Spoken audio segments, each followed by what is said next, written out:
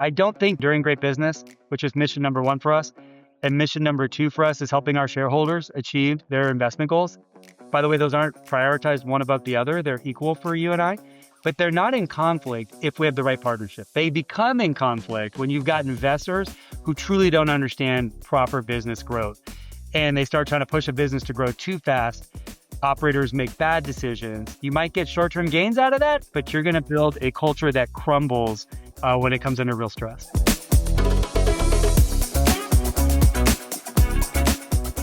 All right, everybody, welcome back to The Long Game. Today is a special episode for me, I would say, because I have the man that I hired to take over and run, the guy who I entrusted with my business, the business that I started with my wife some 25 years ago. He's an incredible man, has an incredible family. The interview process, which maybe we could talk about a little bit, was intense to say the least, but he made it through it. And I'm very glad he did. Everything that he showed up in that interview has showed up here in real life. And I'm really excited to have him today. And I want to share with all of you, Jay Teresi, the guy who, again, I entrusted to run this business. And I'm so excited to have you here, Jay. Josh, so great to be here. Appreciate the kind words at the open and really looking forward to this discussion. Wonderful. Well, Jay, why don't you take me back a little bit? You have had a storied career, and I think would be helpful for some of the audience to understand that career. Yeah, it started on accident. So, when I was younger, I was working in hospitality. You're working as a bartender, a waiter, janitor. Wasn't sure what I wanted to do with my life, as a lot of young people aren't. I thought I wanted to be a pro golfer. Turns out wasn't very good. Played some pretty bad junior college golf and realized, wow, good golfers are a whole nother level. And my girlfriend at the time, who's my wife now, said, maybe while you're pursuing this golf dream, you should get a summer job. So I wandered into the Home Depot, started there part-time watering plants, and found a whole new home. And my career began to grow there in the retail business, department supervisor, assistant manager, store manager. Turns out I had a pretty good natural ability in the retail space, loved home improvement, loved Home Depot, just kept growing. And then at one point, I was moving around the country, running stores. I had a chance to go into our corporate office. And I just started saying yes to every weird job that got thrown at me, which a lot of people told me, don't do that, protect your career, stay close to a P&L. But the way I was raised was the boss asks you to do something, you go do it. And so I just kept saying yes. I got into some jobs I didn't love. I got into some jobs that stretched me. And career-wise, what I realized after about 25 years was it positioned me well to lead organizations. I spent about the last 15 years at Home Depot in the home services space, which, we're a part of. And that's what led me here. When you first came here, you introduced me to a phrase. When you talk about your career, you often say, I was the break glass kind of guy, which I thought was interesting for a couple of reasons. One, I hadn't heard that term before. And two, what I would love to know from you is how and maybe when did you develop that reputation? Yeah, it's a great question. So I was very blessed to start at Home Depot in a part of the country that had some phenomenal retailers. And back then, nothing was centralized, nothing was unified. If you saw one Home Depot, you saw one Home Depot. So they ran kind of as their own little businesses. What that meant was they could get off the reservation. If you had a bad store manager, a store could really go bad. And I ended up working for a guy who was an original break glass guy, and he moved from store to store. He figured out I was a hustler. He's like, you're coming with me. And so I learned from him and we started turning stores around together. And then eventually he's like, well, you're good enough. He told the district team, this guy can go do it on his own. And I just started fixing stores that had gone off the reservation. That went from fixing stores to fixing regions. And then when I wound up in the corporate office, what was interesting was the skill set that we're really looking for, the skill set that is really what they want when they say break glass, isn't necessarily your technical skills, which is helpful in whatever it is you're doing. But can you rally people? Can you organize people? Can you cut through the noise? Can you make tough people decisions? And that was the skill that I had really developed. I didn't know that. I thought it was about my retail skills. Once they started saying, well, you're going to go run contact centers. I'm like, I don't know anything about contact centers. They said, yeah, but it's a disaster. The people are out of control. The business isn't running well. You're going to go run a technology office. Hey, I don't know if you guys checked, but I'm a retailer. Like, I don't do technology. Yeah, that's fine. It's a mess. And so what ended up happening is I was dropped into these things for my organizational skill set. And as a byproduct, I got to learn all this other cool stuff. And after decades, I looked up and I was like, wow, I've done marketing, I've done technology, I've done all these different things, which now that I'm sitting in the C suite, I'm like, thank God, because these businesses are complex. I love the fact that you just had to, say yes and kind of, go wherever the boss tells you to go. Um, I imagine not every one of those moves was good for you. No. I mean, any any lessons learned, or which one was maybe the hardest role for you to take on and succeed at? Oh, that's a great question. And no, they weren't all good. And if you were trying to quote unquote architect your career, you definitely would have said no to about half of those. Now, if I had done that in retrospect, I would not be a CEO today, for sure. But the two hardest that I ran into first was marketing, because when I was asked to take over marketing, it was digital marketing, it was ownership of parts of HomeDepot.com. I didn't know anything about. I didn't know SEO, SEM. I didn't know any of these terms. I didn't know any of this stuff, and I got dropped into a pretty significant budget with a big team who expected that their boss knew what the heck he was talking about. And so I had to figure it out. And the other one was technology. I got dropped into Silicon Valley, into the heart of where the best technologists are in the world. And they said, hey, you're going to run this office. That's engineers, that's product managers, that's UX. I, okay, now I'm a marketer and a retailer and a home services guy. What do I know about developing custom software? Absolutely nothing. And what do I know about people that ride around in offices on skateboards and get to drink beer while they're at work? Absolutely nothing, right? I'm from Home Depot. But what? What is this happy crap? Like, what are you guys doing? So, those were the two most challenging to me that, interestingly enough, are the two I most lean on. And I would say the third one right behind that was mergers and acquisitions. So when I got dropped in there, what did I know about buying a company? Absolutely nothing. And I had to lead a deal. And so those three things are now the three skill sets I rely on most in my job. I read a book. His name is it Captain David Marquette, Turn This Ship Around. Have you read that book before? Interestingly enough, Home Depot hired that guy to come speak to the store managers one year. So I got to hear him speak live, and it's an incredible book. He's an incredible leader. Yeah, well, what's incredible about that story was that he was kind of a very strong, he had very high acumen, but a micromanager. He knew every part about that nuclear sub. And when he was charged with leading, I think it was the Nimitz class sub or whatever sub it was, he knew everything about it, and he was about to take his duty, and then he got pivoted to one of the worst performing subs in the fleet, in which he knew nothing about. And now he had to go in there, and he teaches this leader type mentality, which is, he didn't have all the technical skill sets to run that sub, but he had to rely on the people and actually utilize a different set of skills, I would say. So when you walked into these divisions, if you will, these massive divisions with big budgets and had no idea what was going on or nothing about it, like how do you approach that differently? Yeah, it's such a great question. So I learned this trick early on in my career. When I got my first store as a store manager, I had only ever run the merchandising offices, and then they're like, "Oh, we're going to promote you to turn around your own store." And I got in there. I had never run operations, which is pretty significant. So I get in there, and the store is an operational disaster. I don't know anything about it. So I go back to my mentor, and I'm like, "I don't know what to do. I don't know anything about operations." And he said, "Here's what I want you to do. I want you to walk into the room, and I want you to sit down and go explain to me why you guys are doing this the way you're doing it. I don't know if I'm aligned here." And you just kinda went in and fake it till you make it, and then I would take furious notes, and that little tip is every time I walked into a new assignment where call centers, marketing, IT, I would just sit down with the leaders and I go, "Hey, walk me through your processes. I wanna understand why you're doing things the way you're doing it." And it was the posture you did it as a leader. You didn't say you knew, you didn't say you didn't knew, you just asked, so I did that, and then at night when I was off work, I would read everything I could read, about that subject. I would go find mentors about that. Those 3 things helped me. I will tell you, every time I went into a new thing, I had to spend that first 6 months sort of becoming as much of an expert as I could, as fast as I could, while applying good organizational structure to say, "We're gonna work together as a team," replacing the cancers, going after the toxic cultures. The good news about that stuff is that translates from discipline to discipline to discipline. People are people are people.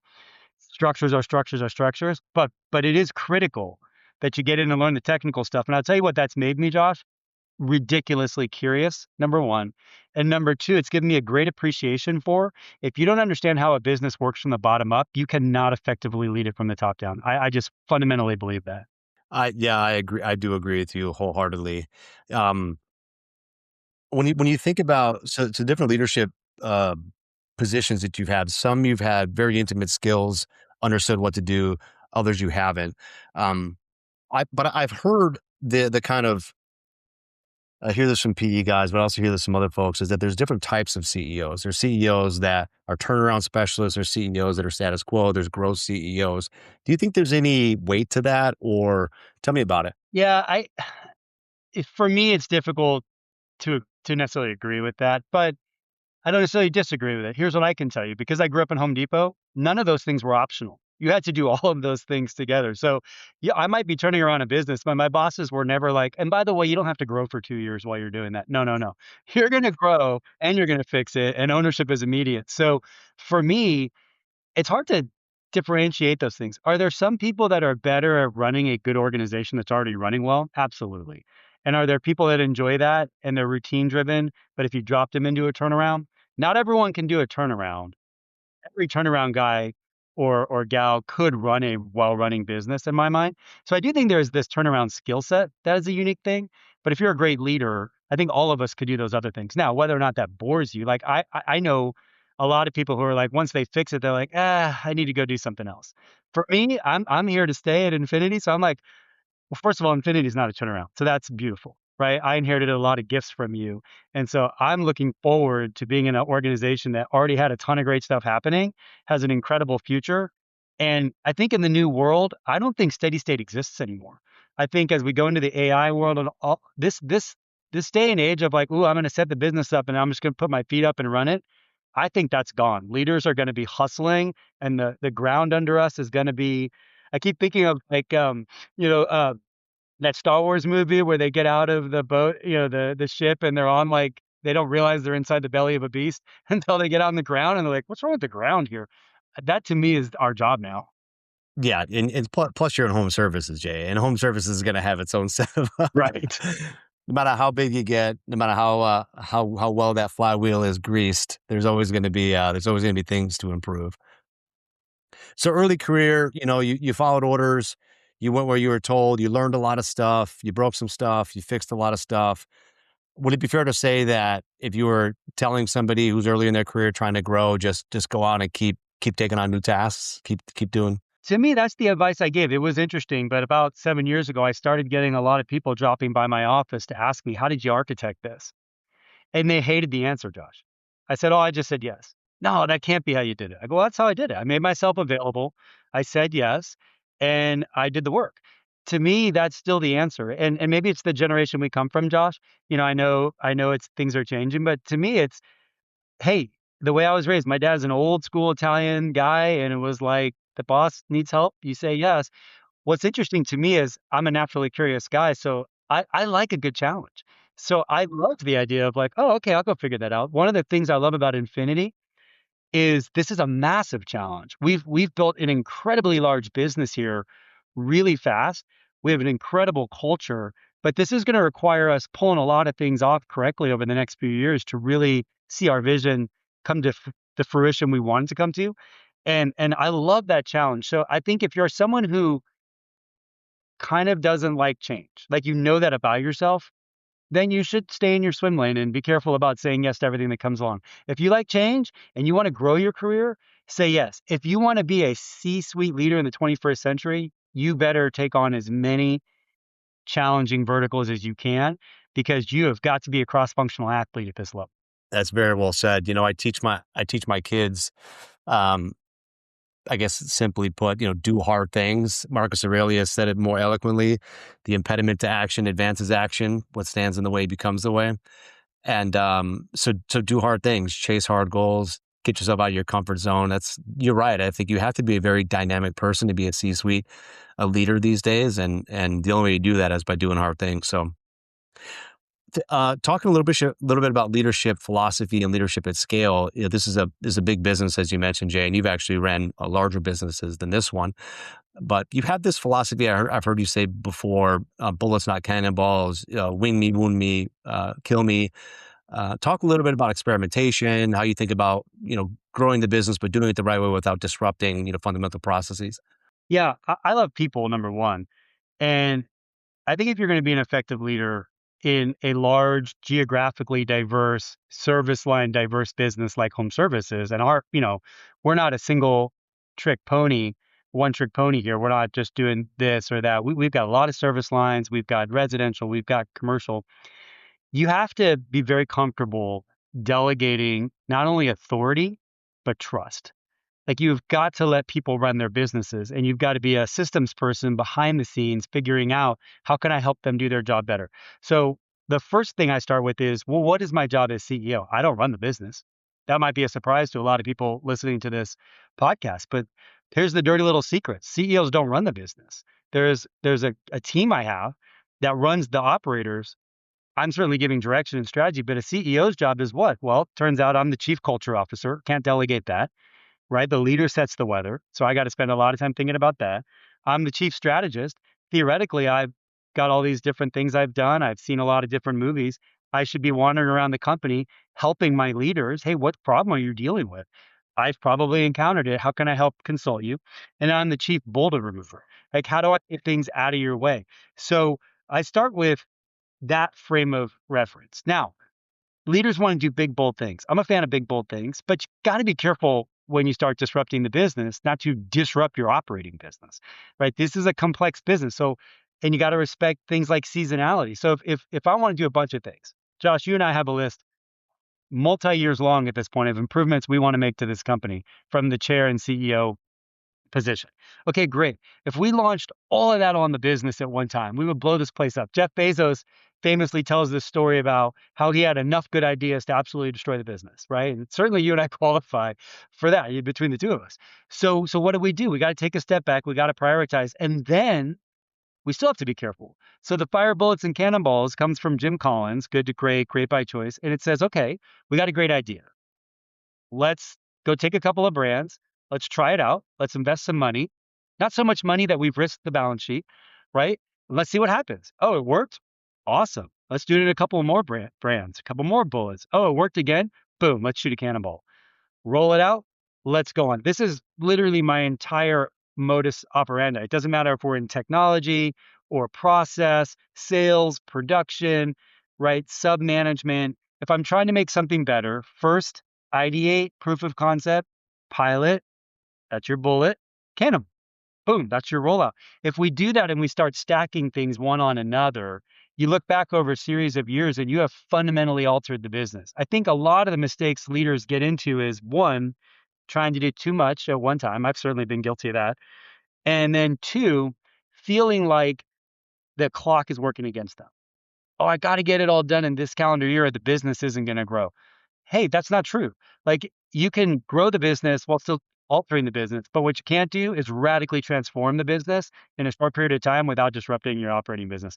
I know lots of people talk about that. Oh, we can grow 100%. Businesses that grow 100% are going to have big problems. Yeah, yeah. Generally, unless you're Anthropic and you're growing it, 1,000%, because they have the human capital to do it. Actually, you mentioned Jeff Bezos. You sent an article to the leadership team not too long ago, the day one and day two thinking, which I thought which is incredible. Maybe you could touch on that quick, because I've always had that mindset, and probably never quite articulated quite as well as Bezos did. Yeah, you and I talk about the founder's mentality a lot, right? And really, I think Jeff Bezos's day one, day two philosophy is the founder's mentality. Like the moment you stop getting curious, you're not hungry, you're not pushing. Like the one thing I do like is hustling and urgency. That I like paranoia. Somebody's coming for us. Like we got to hustle. The business is going to get taken away from us. To me, that's the essence of day one thinking. How can we be doing this better? How can we be serving our customer better? What can we do different? How can we get more efficient? That's that founder's mentality. Day two thinking is when we start pushing paper at each other and you get that bureaucracy, right? Even though we're a big company, Josh, you and I are always trying to cut through the bureaucracy. One of the reasons I go out in the field, when I say chief boulder remover, I always tell my people, I just had this great introduction with one of our new call center folks. And I was talking to him yesterday and I told him, look, I really need you to understand this. If you're ever sitting here and you're typing something or we're asking you to do something and you think to yourself, this is so stupid. Okay, stop. I got to know, right? Like, I got to know because that is day two has entered the building, right? That is TPS forms, right? Like, the moment somebody is sitting at their desk and they think to themselves, this is so lame. I can't believe I'm being asked to do this, but whatever, that's the job. No, no, no, we got to stop. That's day two thinking. And Bezos was always on the hunt to keep it hungry. Now, we got to have the right people to do that. And that's something you and I talk a lot about, right? Talent matters. Everything starts with human capital. I don't even care about in the AI world. All AI is going to do is amplify poor performers to make more mistakes faster, or it's going to make better people 10x. And we still got to have the right people, or we're gonna struggle. 100% agree. When you so you again you had a long career at Home Depot, and then you decided to part ways and go out under the private equity umbrella as a CEO. What was maybe driving decision making there, and what have you found different maybe? Yeah, I love Home Depot. I could have worked at Home Depot forever, and it's an incredible culture. But one of the things that I respected about the culture is they had taught me so much. I felt like I had an opportunity and a responsibility to go out into the marketplace and say, could I create another culture like this and help permeate great cultures across the American landscape? I love America. I love American business, and I love home services. And so, in my way of thinking, I thought, well, what a great opportunity if I want to go out and help create a culture like what I got to grow up in at Home Depot and establish a company where people can build their careers, they can build wealth for their families, they can have multiple different jobs, they can move around the country, and they never have to leave the business. That was very enticing to me. And private equity presented that opportunity, right? You can get into these mid-sized businesses, get into the C-suite, and you can establish and set the tone and the culture and create something like that. So that was really why I did it. And it's been an exciting journey. What are some of the things that I miss? Well, one, it's a little bit like getting kicked out of the nest. Home Depot is very safe. I built my entire family there, my career. They were wonderful to me. I never thought about cash a day in my life when I worked at Home Depot. I think about cash every day being out, in the private equity world. You leave the security of the cocoon, but I'm glad that I did it. One, because I can carry these things Home Depot taught me out into the broader business world. I can line up with a guy like you, Josh, where we're culturally aligned, we're philosophically aligned. We both want to build an enduring great business. We care about our people. It's not about money for us. It's not about any of that. That's a tremendous opportunity, and I can go fast. One of the things about being inside of a Home Depot is at some point, just by the virtue of its scale, things start to slow down, and you're not able to be as effective and move as fast as maybe you once were. And that's the other reason is I thought if I can get out into private equity, we can move fast, we can break glass fast, we can scale fast. And I'm finding that to be true. It's very difficult, but all business is difficult. Again, I don't think it's easy anywhere. I think 21st century business doesn't matter where you are. Things are hard, things are confusing, things are moving fast. And I want to be in an organization where I can help create an umbrella where people can do that and aren't looking over their shoulder every day for what's going to happen to their job. Very compelling. How would you say you balance, kind of investor expectations with what you say is what I used to say as well, building an enduring great company under a private equity when you have shareholders and investors? Yeah, what a great question. Well, I think first, you have got to pick the right partners.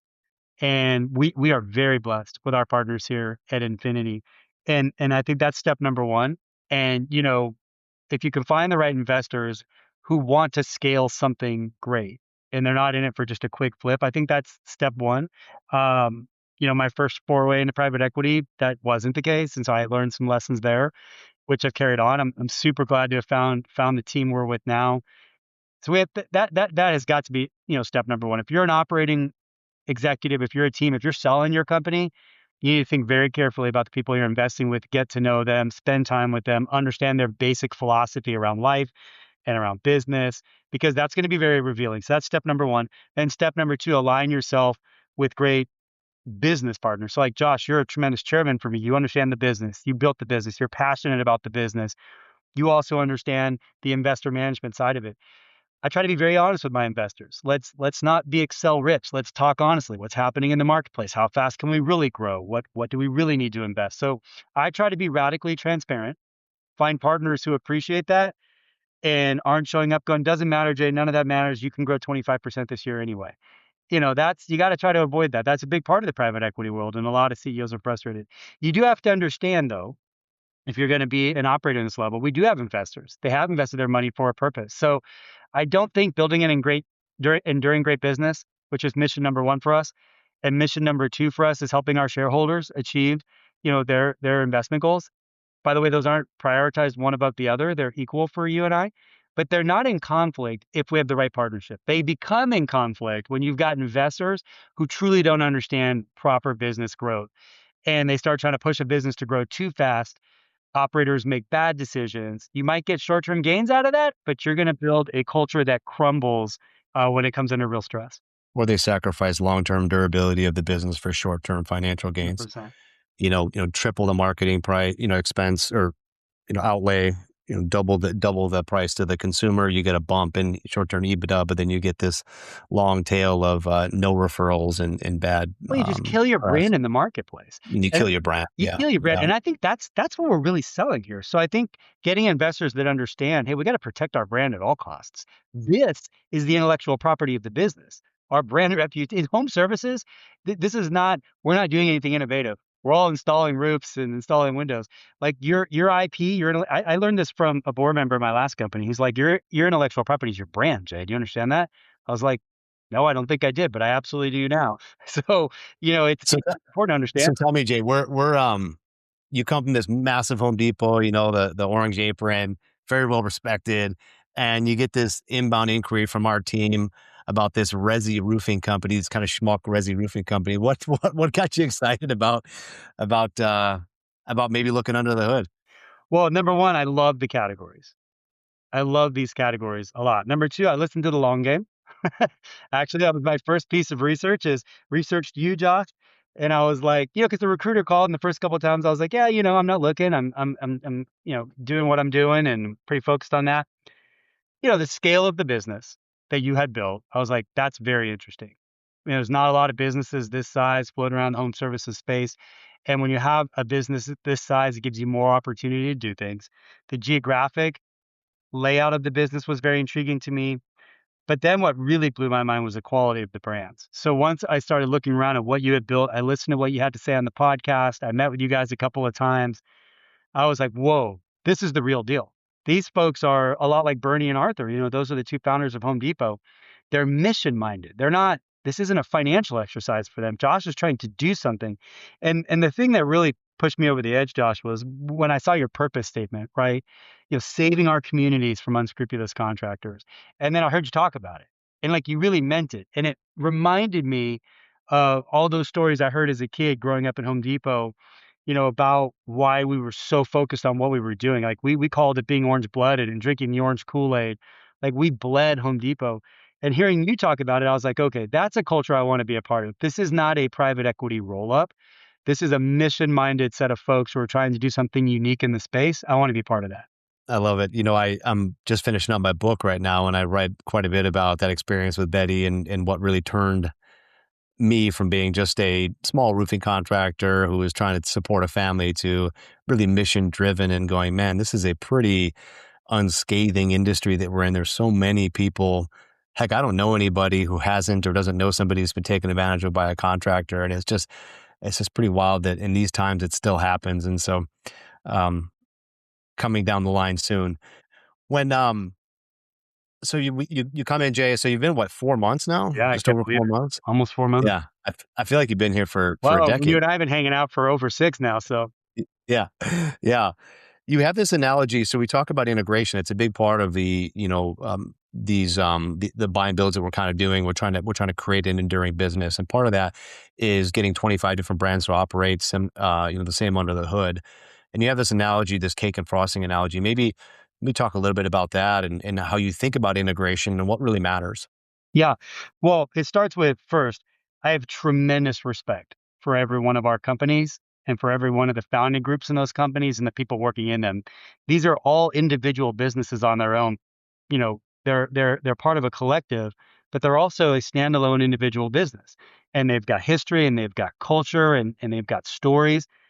I think the first thing you have to do is you have to really respect that. You got to really, really respect that. At the same time, if we're going to win in this business environment where pricing is only going to get more difficult, things are going to get more transparent, AI is going to make everybody better at how they contact and communicate with their customers. What is truly going to be, your competitive advantage? We have to do some unification on the back end. We've got to do things to reduce our operating costs. We've got to get similarities in how we go to market with certain processes.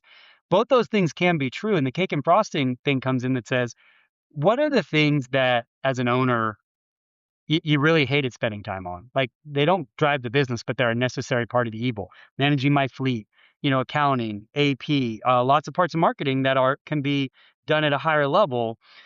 Hey, can we help you with those things? Can we create systems where I could take a small group of people and do all of that for a massive amount of brands versus every brand having to do it on their own?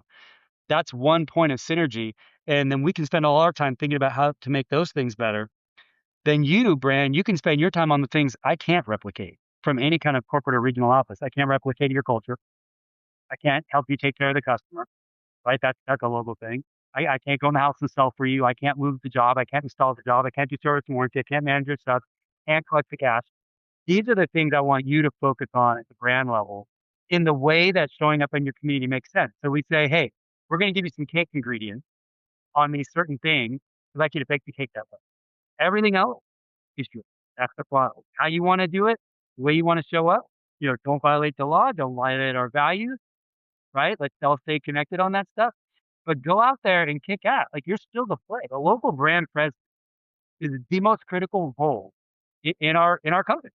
Like they are going to make or break how our brand shows up in the community. So yes, we want the IHS values to shine through at Henderson, and we want Henderson's values to shine through. We want Henderson to show up in their community as Henderson, the way Henderson has always been. We just want to accelerate them. So that's the way I think about that. And I tell my corporate team all the time, we're currently transitioning the name of our central office to the brand support. And I tell them all, like, we got a customer too, right? Our customer is the brand. So if something happens, you better stop, drop, and roll. If a brand calls, the whole world stops because on the other end of that brand is a paying customer that they're taking care of. So my brands take care of the customers, our homeowners, and my corporate team and my regional teams take care of the brand. That's the culture you were building, Josh, that we're accelerating. And we got to make it clear to everybody. That's cake and frosting. So our regional teams aren't here to be the boss of our brands. They're here to be their partners that help them accelerate their business while still respecting what they've built and the brand that is in that local community. How are we using AI in the business right now? Obviously this is it's the next industrial revolution. It's a step function change in the way every single business and every department within every business operates. There's been billions, if not trillions of dollars now invested from, Meta and Anthropic and OpenAI and these data centers. And I think for a while, people weren't quite sure how they were going to monetize these, and they're putting these massive CapEx on their balance sheets and not sure. But if you look at Anthropic's run rate in the last 3 months, I think they did $1 billion in revenue in January, $7 billion in February. I think their annual run rate is projected to be 30 billion, or they thought it's probably going to be closer to 100 billion. How are we utilizing AI today, and what do you think about that in the future? Yeah, first I think it's a breathtaking moment. I think it's a breathtaking moment. I keep finding myself when I'm talking to different groups saying we're about to live through one of the most transformative periods in human history. And when you say that out loud, it sounds kind of stupid. Like you think all of human history, Jay, like that's a pretty long time. Yeah.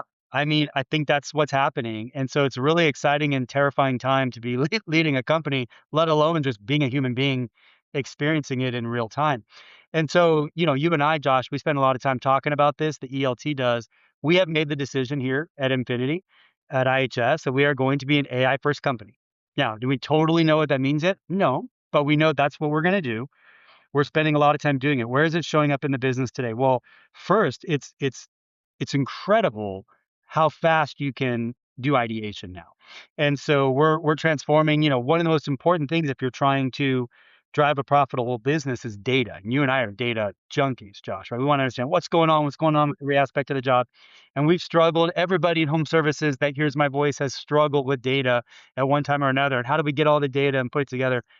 And we're creating our own custom BI tool with AI. That's the way it's showing up in the business right now. It's incredible. We can iterate on it so fast. I'm looking at data. I'm looking at a BI tool today that we have built over the last month. Josh, you literally built the first version for us. You were out learning. You're like, hey, I'm going to go experiment with this AI stuff. What's incredible is we had a team working on it for a year, and they just, they couldn't quite get it across the finish line where we needed to be. And when Claude Code really launched and it became user, I mean, I'm not a coder, but Claude Code is, as you know, is a natural language vibe coding product that's downloadable on a desktop, and it allows you to basically just articulate what you want it to build, and then it builds it.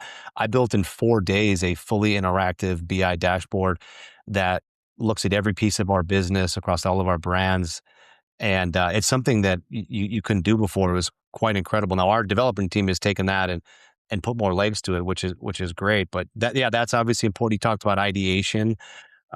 Using it as a thought partner, I think, is big. You can go from planning stage to execution stage much quicker. Yeah, I mean, Josh, and the part you left out there is not only did you build that tool, it's a better BI interface than I've ever used before. I've used Power BI, I've used all the ones out in the marketplace. We built something, I'm like, yeah, that's better. That's awesome. It's exactly what we want. And to me, that's the most important way we're using AI, which is as we think about our job movement stack, it's now, one of the big struggles in these businesses has always been, well, I buy a tool to help me get more efficient, but then I have to conform parts of my businesses in ways I don't want to make the tool work. And I don't like that. What I think is gonna be very cool about AI, and we're already experiencing it, is I'm not sure I have to make that choice anymore. So, we're going to build custom stacks and flows in the way we move jobs. We're gonna use some off-the-shelf stuff for sure, and where we don't wanna make changes, we're gonna build our own stuff, and I think that's another way it's showing up in the business. We're using it in finance to get better insights, help our teams move more productively, so it's early stages. I'm fortunate to have a chairman who cares about AI and is super interested in it. That's helpful, Josh, thank you. The team is now interested. I think you and I created enough excitement in the early, you and I were together, spending a lot of time together in January and February because we were transitioning and we were both watching, somewhere around the first or second week of January, AI shifted. We both saw it at the same time. We were both talking about it to each other and we just went, yeah, we're going in. I tell you, it's pretty incredible. I'm also a fan of OpenClaw, which obviously, is that interactive tool. I've got my Lobster, my Mac Mini sitting right here, and I was sharing with somebody the other day how useful it is, and it's only getting more useful. So I've got an annual golf trip that I do with a bunch of the Infinity guys. Actually, I got Paul coming from overhead and a few folks, but I've got 8 guys, and I just via Telegram, I said, "Hey, I've got this. Go on my calendar. I've got this golf event coming up from Sand Valley. I need you to pull a full agenda, all the rules of the golf course, the directions of the golf course.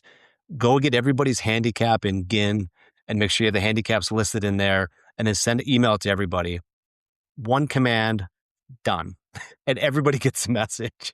It's just pretty wild, So it's so useful. I think we're using it now. I think we've got some AI voice agents that we're messing around with, and then content marketing is obviously big. Yeah, one of the things that you encouraged us to do, Josh, and we're running with it is we've set up what we call our iLab.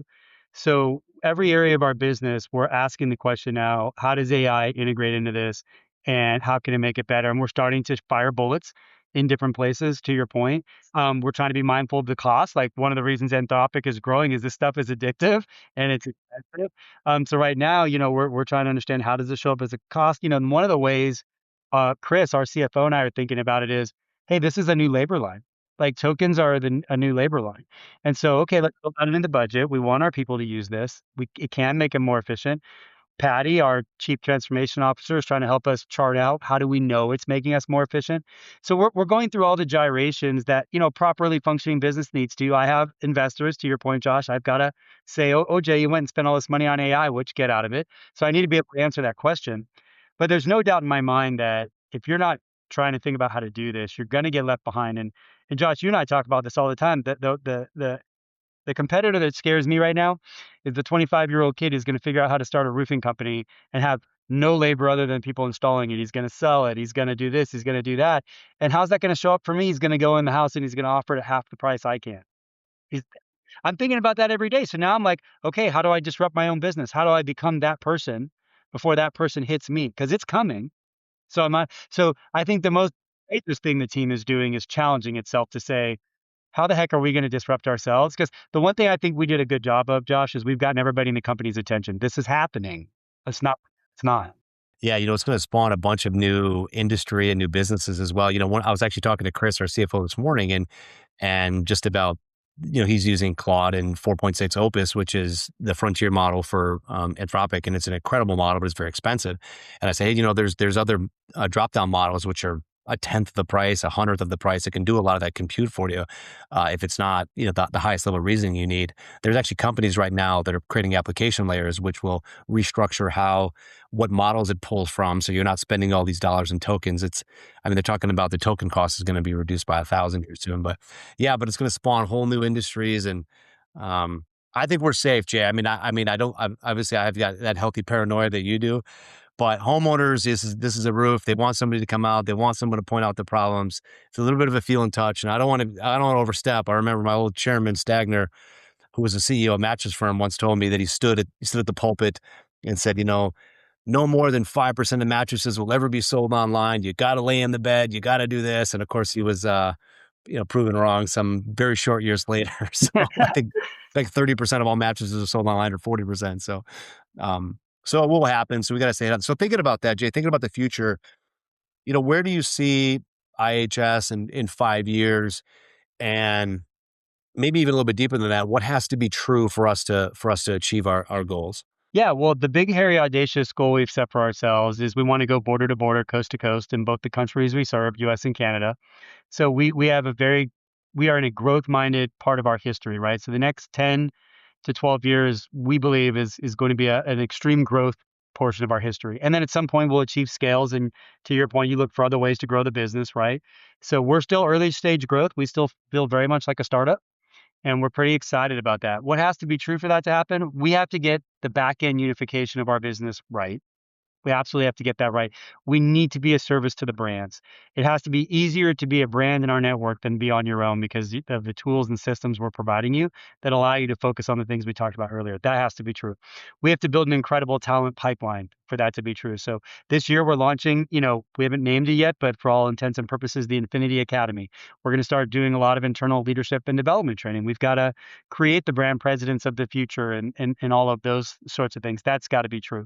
And then the third thing that really has to be true is we have to have real discipline about how we use our capital, right? We are a privately funded business that is scaling fast. We have to be very smart about where we place our bets. The one thing about the AI world is I think a lot of people are going to place bets in the wrong way and they're going to spend a lot of money fast. So part of what we have to do is be very disciplined. I think a lot about Warren Buffett. He's a very disciplined investor, right? So disciplined. And what's the business context for that? Well, that's why we're going to fire bullets and cannonballs. I don't want to go all in and go, hey, we're just going to roll this thing out because given our scale, anything we roll out is a significant investment in capital and time and energy. And so we need to be very smart about how we do that and how we use our investors' funds to scale this business. That's very well said. I'm not even sure there's a follow up to that, Jay. I think uh, um, I could probably end there, but I do have a question for you. And I've talked about this a bit in the past, but there was this big rush in early 2000s when private equity got attached to the home services space in general. It started with HVAC, or I think it started with commercial landscaping. It went to HVAC, and there was this massive wave of everybody getting acquired, and then multiple shot up, and then it came back down again. It's kind of been on an ebb and flow since then. In roofing, IHS was one of the first big transactions that actually came about, and then everybody who had two nickels under the mattress went out and started trying to buy roofing companies.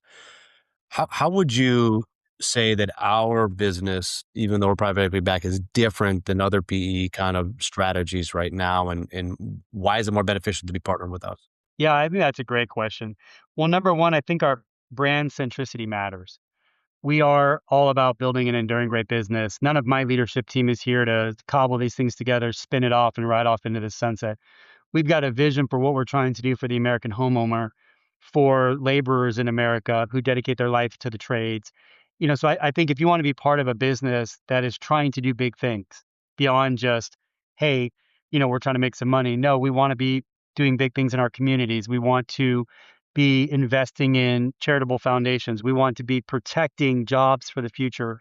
I think that's unique about IHS. I think our presidents, our regional team, our executive team, we all share that sense of vision, Josh. That's something that comes from you. You established the core culture of this business. It wasn't there's not an end game here for us, right? We're trying to build an enduring great business that has significant impact. So I think that's very different.